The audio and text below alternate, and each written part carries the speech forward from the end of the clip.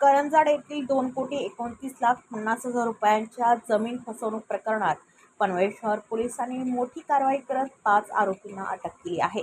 या प्रकरणात सूरज वासुदेव शिंदे, सतीश नामदेव शिंदे, तेजस प्रमोद सुर्वे, मनीष मनोहर मोरे आणि वासुदेव नामदेव शिंदे यांना ताब्यात घेण्यात आले आहे। आरोपींनी इस्रायलमध्ये वास्तव्यास असलेल्या मूळ जमीन मालकांच्या नावाने बनावट आधार आणि पॅन कार्ड तयार करून करंजाड येथील 47 गुंठे जमिनीची बनावट व्यवहाराद्वारे विक्री केल्याचा आरोप आहे।